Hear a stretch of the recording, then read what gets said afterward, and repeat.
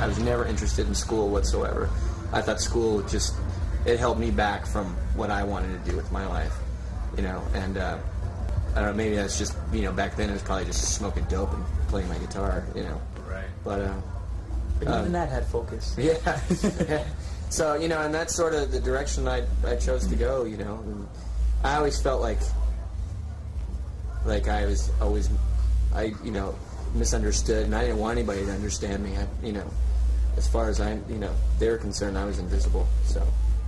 So then punk rock was like the perfect place for me in my life, and just that sort of community of just like, you know, these weird group of people that nobody really knew anything about. You can never really understand what a kid goes through in school unless you're there, you know. I mean, it'd be stupid for me, you know, I'm 26 years old, it's like talking about, you know, this kid doesn't have it as bad as I did when I was first started out, you know, getting into punk rock or whatever, you know. It's impossible, because some kid, I was the kind of kid that looked to get my ass kicked, you know.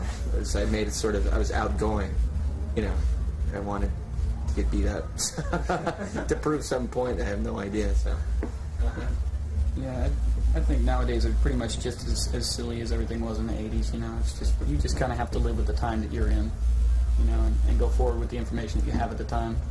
Even though we had to walk 40 miles barefoot through the snow, uphill both ways. Yeah. When we went to school. You get on tour and you're away from home for so long, and then when you go home, you want to go back on tour because that's the only thing you end up knowing anymore is how to live your life on the road, and you know, so you're just sort of in limbo. It's like, you know, it's like culture shock going home, and you know, but you know, now we've done it long enough to where we're able to deal with it, and like, you know, for us, you know, I keep the suitcase packed. Yeah. So that whenever we're off the road, that we're almost on the road again. Yeah, I don't even unpack. Just leave my suitcase at the door. That's very true. I didn't unpack for this tour, from the last tour to this one. I just took all my dirty laundry back out on tour. You would not want to smell my underwear right now. But he would.